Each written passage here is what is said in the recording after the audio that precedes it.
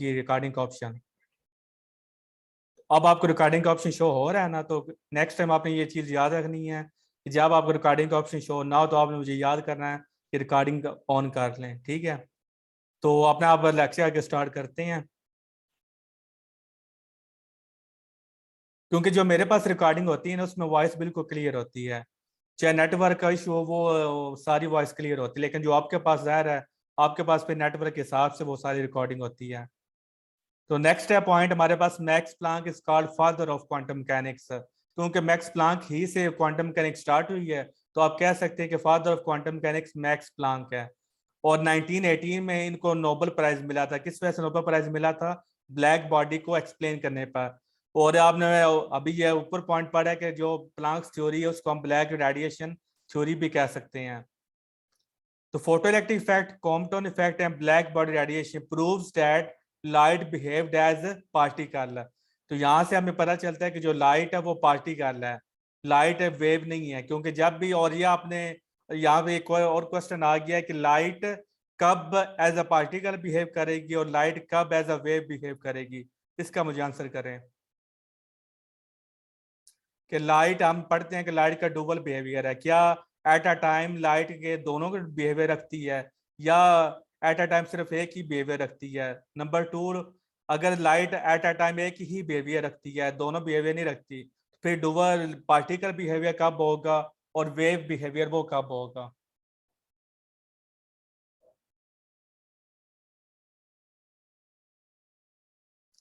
Question को दोबारा repeat कर लूं कि हम कहते हैं कि लाइट का डुअल बिहेवियर है। अगर लाइट का डुअल बिहेवियर है तो लाइट एट अ टाइम दोनों बिहेवियर रखती है, या फिर एट अ टाइम एक बिहेवियर रखती है? अगर एट अ टाइम एक बिहेवियर रखती है तो कौन सा बिहेवियर कब होगा?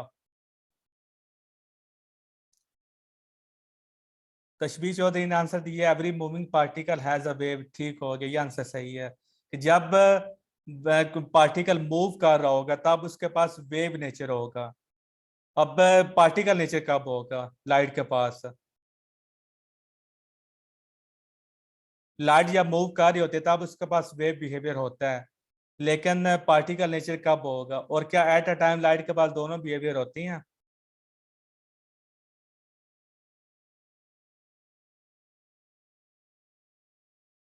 और सेकंड मेरा क्वेश्चन है कि जो हम कहते हैं कि क्वांटम पार्टिकल से वेव एसोसिएटेड होती है, हम ये क्यों नहीं कहते क्वांटम पार्टिकल की वेव? हम हमेशा ये कहती हैं an wave is a wave is an associated with the particle. हम तो ये नहीं कहते, जिस तरह कहते हैं ना water waves, waves of water, इसका मतलब ये है स्ट्रिंग वेव्स, स्ट्रिंग की वेव्स।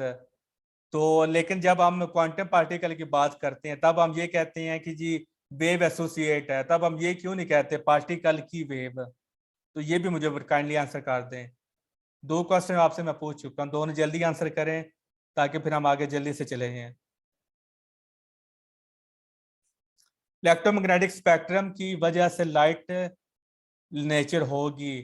तो इलेक्ट्रोमैग्नेटिक स्पेक्ट्रम, लाइट है ही इलेक्ट्रोमैग्नेटिक वेव, तो उसका स्पेक्ट्रम को इलेक्ट्रोमैग्नेटिक स्पेक्ट्रम कहती हैं। तो ये कोई बात समझ में नहीं आई कि इलेक्ट्रोमैग्नेटिक स्पेक्ट्रम की वजह से उसका लाइट नेचर क्या, मतलब मुझे नहीं समझ आई कि इलेक्ट्रोमैग्नेटिक स्पेक्ट्रम की वजह से लाइट नेचर होगी। मैं पूछ रहा हूँ कि वेव नेचर कब होगी और पार्टिकल नेचर कब होगी, लाइट नेचर नहीं पूछ रहा। कि हम कहते हैं कि लाइट का डुअल सर बिहेवियर वेव है, नेचर उस वक्त होगी जब पार्टिकल मूव कर रहा होता है। और पार्टिकल नेचर? हेलो? जब ओसिलेट कर रहा होता है सर, या इसका सर क्लियर नहीं है। अच्छा, और जब लाइट, लाइट लाइट डुअल टकराती है तो बिहेवियर एट अ टाइम कितने बिहेवियर रखती है? टू बिहेवियर रखती है eight a time. Eight a time यानी दोनों बिहेवियर होते हैं, पार्टिकल नेचर भी होती है और वेव नेचर, दोनों होती हैं। हाँ जी, मूविंग और मूविंग के साथ तो वो वेव नेचर है, जब वो किसी मैटर के साथ टकराती है तो उस वक्त वो पार्टिकल के तौर पर बिहेव करती है। सही हो गया कि जब लाइट मूव कर रही है तब वो एज अ वेव बिहेव करेगी, लेकिन जब वो मैटर के साथ इंटरेक्ट करेगी यानी कि टकराएगी तब वो एज अ पार्टिकल बिहेव करेगी। ठीक हो गया। अब सेकंड क्वेश्चन जी ये सर। है कि एट अ टाइम वो दोनों बिहेवियर रखती है या at a time one behaviour रखती है?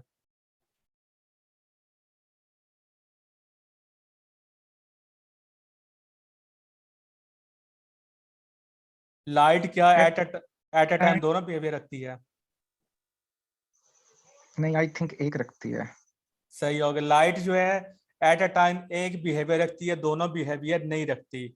इसको हम कहते हैं कोरस्पोंडेंस प्रिंसिपल। कि कोरस्पोंडेंस प्रिंसिपल हमें कहते हैं कि एट अ टाइम लाइट का एक ही बिहेवियर होगा, या वो पार्टिकल नेचर रखेगी या वो वेव नेचर रखेगी। अगर वो मूव कर रही है तो उसके पास वेव नेचर पर होगी। अगर वो किसी पार्टिकल मैटर के साथ इंटरेक्ट करती है तब उसके पास पार्टिकल नेचर होगा। इसको हम कहते हैं कोरस्पोंडेंस प्रिंसिपल। अब सेकंड क्वेश्चन मैंने पूछा था, मुझे याद नहीं आ रहा क्या पूछा था क्वेश्चन मैंने। 2 क्वेश्चन मैंने आपसे पूछे थे।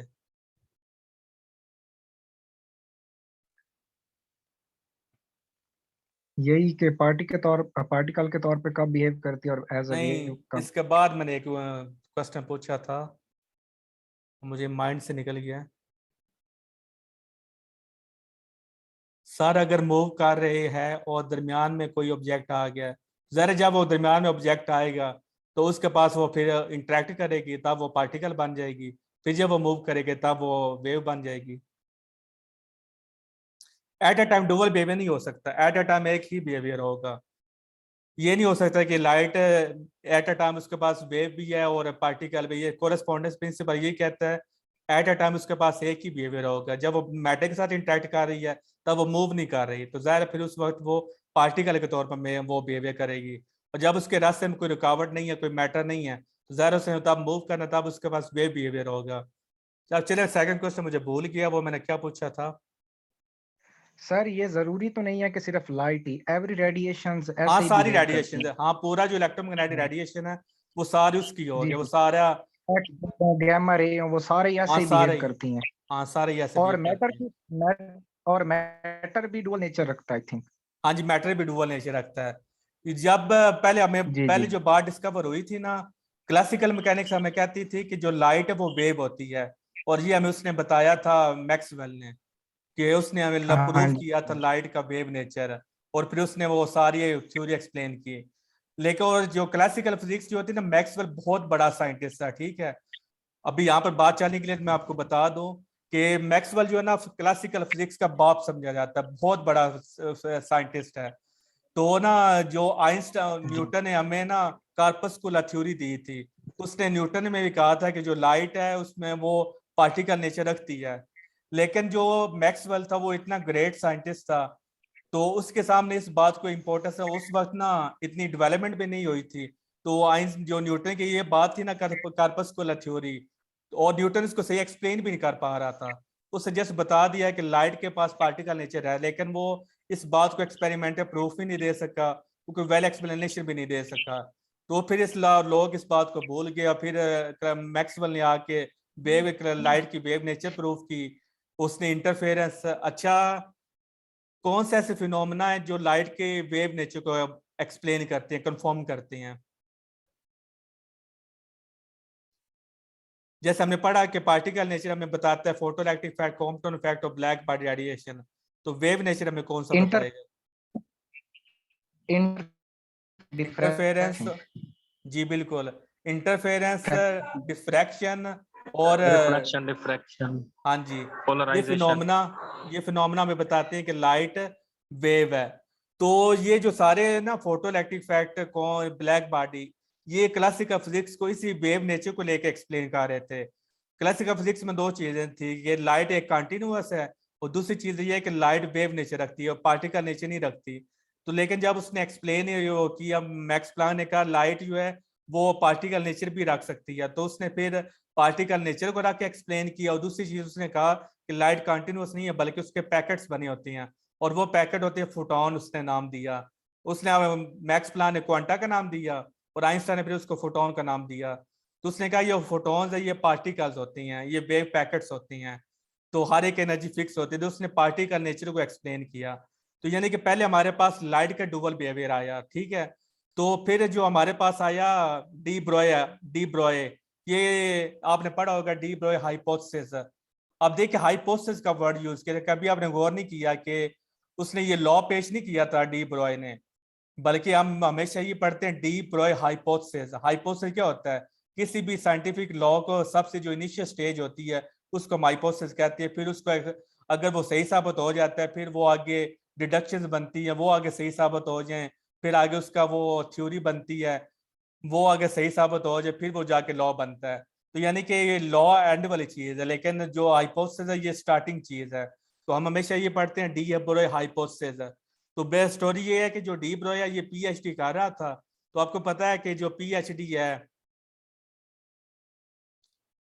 तो आपको ये पता है कि जो पीएचडी पेपर है वो पब्लिश करती हैं।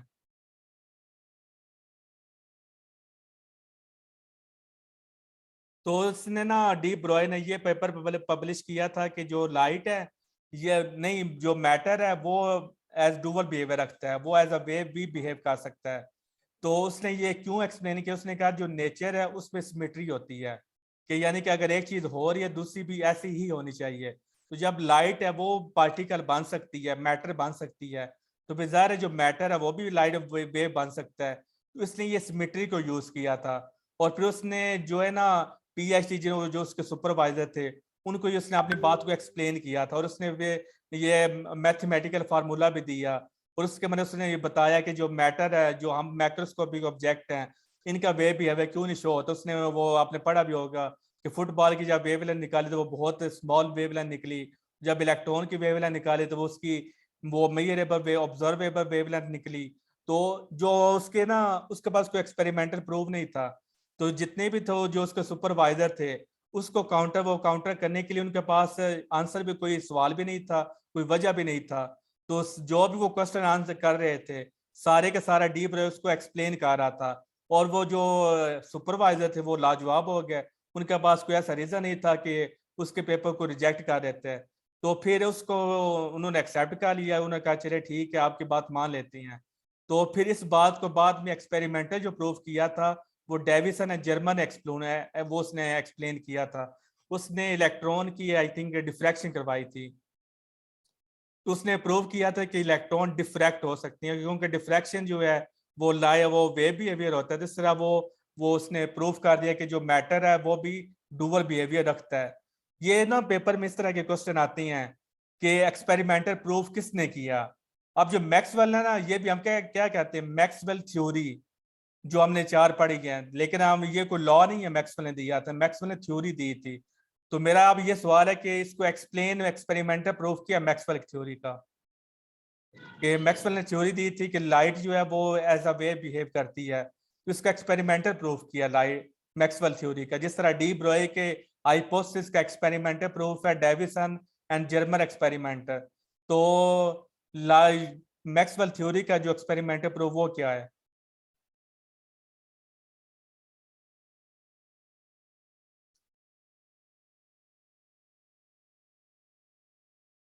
तो मैक्सवेल की थ्योरी का जो एक्सपेरिमेंटल प्रूफ है वो हर्ट्स ने दिया था। ठीक है, ये भी आप एमसीक्यू आप कर सकते हैं कि जो उसका एक्सपेरिमेंटल प्रूफ था, हर्ट्स एक्सपेरिमेंट आपने पढ़ा होगा, तो वो हर्ट्स ने उसको एक्सपेरिमेंटल प्रूफ दिया था। तो अब ये बात हो गया अब एनर्जी ऑफ हाइड्रोजन एटम। तो देखें अब मेरा ये सवाल है कि इसमें हमने माइनस साइन को क्यों यूज किया है। ये बोर मॉडल ने उसने हाइड्रोजन एटम निकाला था, तो इसमें हम माइनस साइन क्यों यूज करते हैं।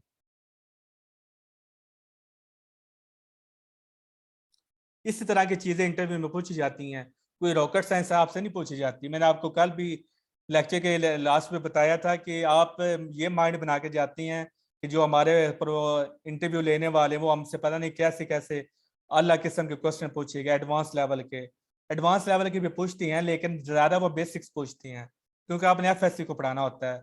तो जिस बंदे की बेसिक स्ट्रॉन्ग है उसकी उसको फिर हर चीज समझ आ जाती है। तो इसलिए ना वो आपको ऐसे ऐसे भी क्वेश्चन, आपको आसान से क्वेश्चन आपसे पूछ को आपको सरप्राइज कर सकता है। तो जब वो आपसे इजी क्वेश्चन पूछता है तब आप समझते हो कि ये बंदा ना ये इजी क्वेश्चन पूछ नहीं सकते, इसने पूछना मुश्किल क्वेश्चन ही है। तो जरूर ये जो क्वेश्चन पूछ रहे हैं इजी नहीं है बल्कि ये मुश्किल है, तो आप उसको मुश्किल समझ कर आप उसका आंसर वो आप गलत कर देती हैं। तो बड़ी ना इंटरव्यू में आपकी मेंटेलिटी से वो खेलता है। कभी बड़ा अजीब सा मतलब एमएससी पे चला जाएगा डायरेक्ट, कभी बिल्कुल डायरेक्ट इंतहाई बेसिक लेवल पे आ जाएगा, बिल्कुल छोटे क्वेश्चन पे पूछ लेगा। जैसे ये आपसे वो क्वेश्चन पूछ लेगा कि हाइड्रोबोर है मॉडल में, ये माइनस का साइन उसने क्यों यूज किया है, ये भी इंटरव्यू का क्वेश्चन है। पार्टिकल नेचर को कौन एक्सप्लेन करता है, वेव नेचर को कौन एक्सप्लेन करता है, मैक्स प्लैंक थ्योरी का दूसरा नाम क्या है, तो नोबेल प्राइज आइंस्टाइन को किस पे मिला, आइंस्टाइन ने कितने पेपर पब्लिश किए, कब कब किए, ये सारे इंटरव्यू के क्वेश्चन है। तो अब इसका मुझे आंसर करें कि ये माइनस साइन क्यों यूज हुआ है।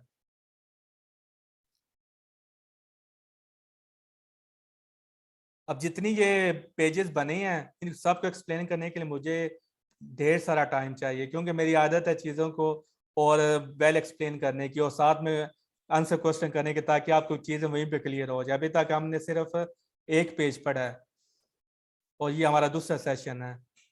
तो मेरा अगला लेक्चर भी फिर ज़ाहिर क्वांटम मैकेनिक्स पे मैं रखूँगा। तो जब तक ये फाइल PDF कंप्लीट नहीं हो जाती तब तक फिर हम इस पे रहेंगे। तो किसी ने आंसर नहीं दिया, चलो मैं ही दे देता हूँ। ये जो नेगेटिव साइन है, आपको मेरी वॉइस तो आ रही है ना?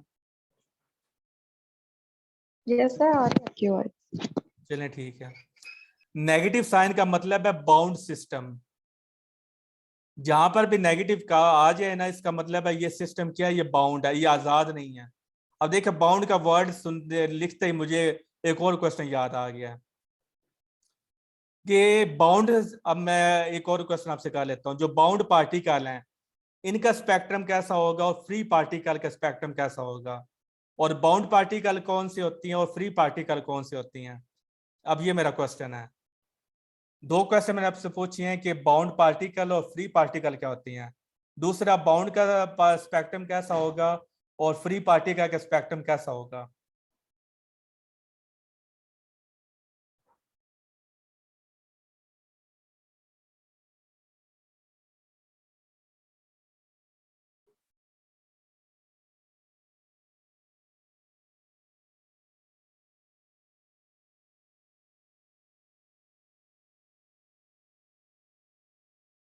अगेन किसी ने आंसर नहीं दिया तो मैं आंसर कर देता हूं। एक आंसर आ गया। रुबाब अनीस ने कहा बाउंड का डिस्क्रीट होता है। डिस्क्रीट का क्या मतलब है?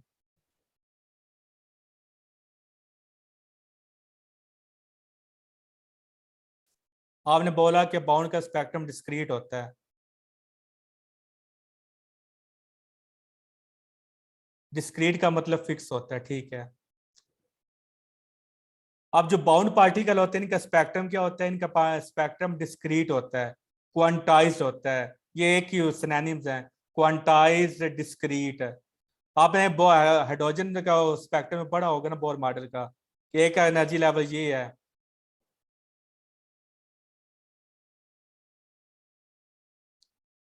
बाउंड पार्टिकल का मतलब है कि हमने उस पर रेस्ट्रिक्शन लगा दी है, उसको कैद कर लिया, वो अपनी मर्जी से कहीं पे नहीं जा सकता। और जो फ्री पार्टिकल है वो हमारी रेस्ट्रिक्शन से आज़ाद हो गया है, वो अब अपनी मर्जी कर सकता है। लेकिन जो बाउंड पार्टिकल है, क्योंकि हमने उस पर रेस्ट्रिक्शन लगाई है तो इसलिए वो आज़ाद नहीं हो सकता। सिंपल एग्जाम्पल है, जब आप टीचर क्लास में होता है तो स्टूडेंट्स क्या होते हैं, स्टूडेंट्स पर बाउंड हो जाती हैं, तब स्टूडेंट अपनी मर्जी नहीं कर सकते। तो वो एक ही जगह, जिस जगह पर बैठी हैं उसी जगह पर ही रहेंगे, वो दूसरी जगह पर नहीं जा सकते। लेकिन जब टीचर चला जाता है तब वो अपनी मर्जी से इधर उधर वो चले जाती हैं, तब उनका जो स्पेक्ट्रम होगा वो कंटिन्यूअस स्पेक्ट्रम होगा। वो क्योंकि कमरे में किसी भी जगह पे अपनी मर्जी से जा सकती है। यहाँ पर इसको मैं एक्सप्लेन करता हूँ। आपने पढ़ा है कि हाइड्रोबोर मॉडल में कि पहला एनर्जी लेवल यहाँ पर है तो दूसरा यहाँ पर आता है, फिर तीसरा यहाँ पे करके, और आगे फिर जो और फिर जैसे जैसे हम ऊपर चले जाते हैं जो इनका जो गैप है वो कम होता चला जाता है। एक और क्वेश्चन आ गया माइंड में कि बैंड क्या होता है, आपने सेमीकंडक्टर्स में पढ़ा है। इलेक्ट्रॉन जो है जब वो न्यूक्लियस एटम के अंदर मूव कर रहा होता है तब वो बाउंड पार्टिकल है। आपने एक फॉर एग्जांपल के शेल वाले जो इलेक्ट्रॉन्स हैं, एक एटम उसके पास इनर शेल जो इलेक्ट्रॉन्स है वो बाउंड होती हैं, ठीक है, क्योंकि न्यूक्लियस उसको ग्रिप करके रखा, न्यूक्लियस उसको पकड़ के रखा होता है। और जो वैलेंस शेल वाले इलेक्ट्रॉन्स है वो भी बाउंड होती हैं, वो भी अपनी मर्जी से वो जा नहीं सकते, वो क्योंकि वैलेंस शेल वाले इलेक्ट्रॉन्स जाना चाहते हैं बाहर लेकिन वो जा नहीं सकते, वो भी बाउंड होती हैं।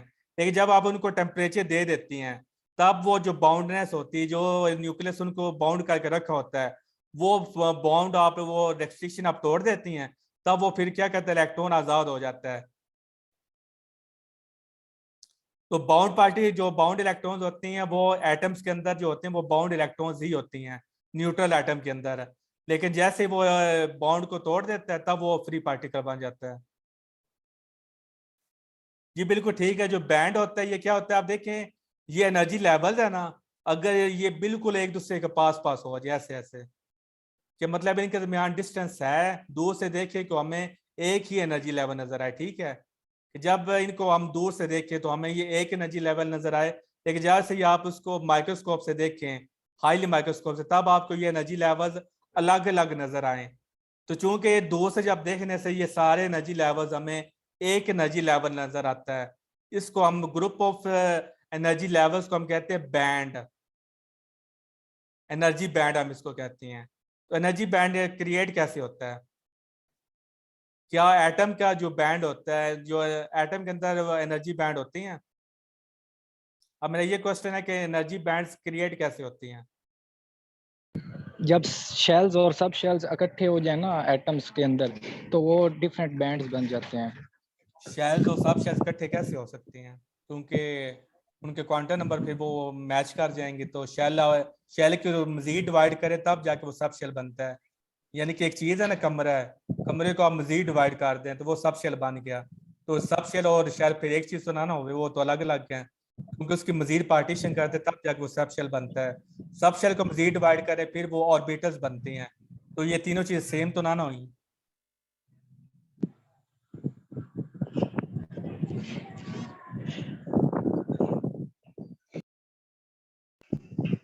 तो जब शेल स्प्लिट होता है तो उसमें ये बैंड बनते हैं ना, उसके सब शेल्स जब जी एक जगह पे बिल्कुल, इकट्ठे। ज़ाहिर है जब शेल स्प्लिट होगा फिर सब शेल भी स्प्लिट होंगे। तो शेल स्प्लिट कैसे होगा?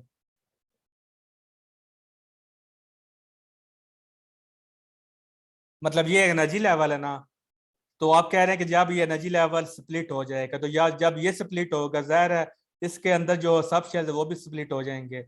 लेकिन ये स्प्लिट कैसे होगा?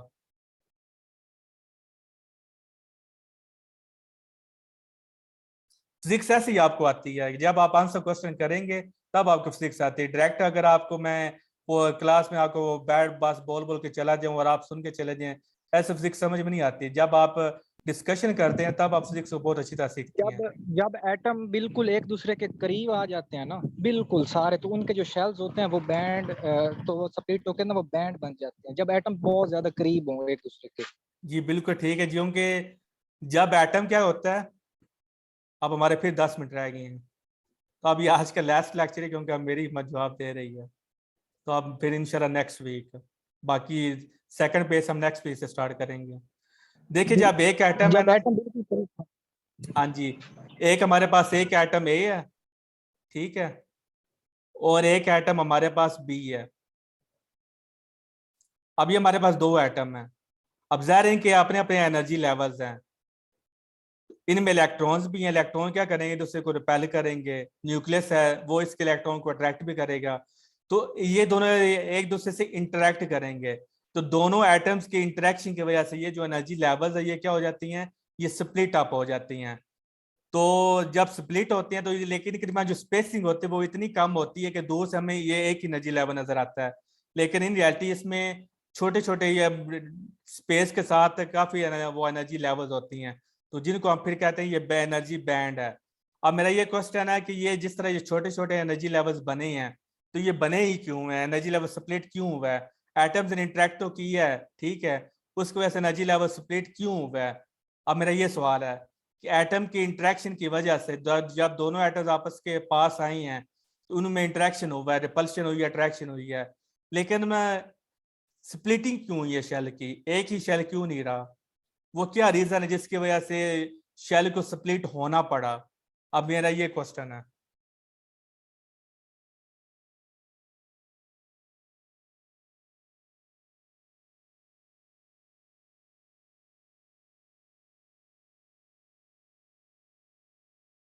मैं तो क्वेश्चन दोबारा रिपीट कर देता हूँ कि जब दो एटम्स आपस में करीब आते हैं, तो आपने बोला कि दोनों एटम्स इंटरेक्शन करती हैं, बिल्कुल ठीक है।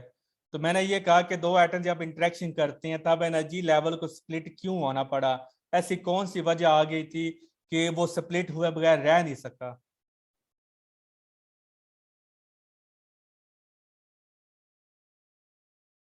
अब इस लेक्चर की रिकॉर्डिंग हो रही है तो ये लेक्चर आपकी रिकॉर्डिंग मिल जाएगी, और पहले किसी ने कहा है कि उसने रिकॉर्डिंग की है तो वो भी फिर वो ग्रुप में शेयर कर देंगी, तो वो भी आपको रिकॉर्डिंग मिल जाएगी।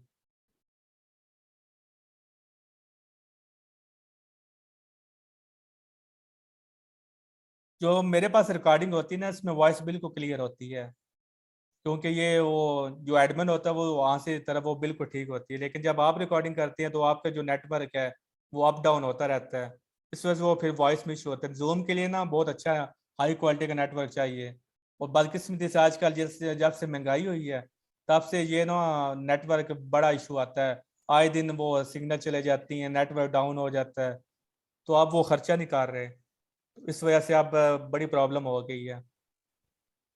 तो इसका आंसर है क्वांट हाइजेनबर्ग आंसर, वो इसका आंसर है Pauli's exclusion principle. Pauli's exclusion principle कहते हैं कि इलेक्ट्रॉन के एक इलेक्ट्रॉन है, दो इलेक्ट्रॉन्स हैं, दोनों के क्वांटम नंबर 4 क्वांटम नंबर आपने पढ़े हैं, तो 4 क्वांटम नंबर सेम नहीं हो सकते, कोई ना कोई इनका क्वांटम नंबर एक लाजमी डिफरेंट होगा, इसको हम कहते हैं पॉलीज एक्सक्लूजन प्रिंसिपल। तो पॉलीज एक्सक्लूजन प्रिंसिपल के मुताबिक हर एक का क्वांटम नंबर एक क्वांटम नंबर लाजमी डिफरेंट होगा। तो जरा जब एनर्जी लेवल अगर एक ही एनर्जी लेवल रहता तो इसके अंदर जितने भी फिर इलेक्ट्रॉन है सबका क्वांटम नंबर क्या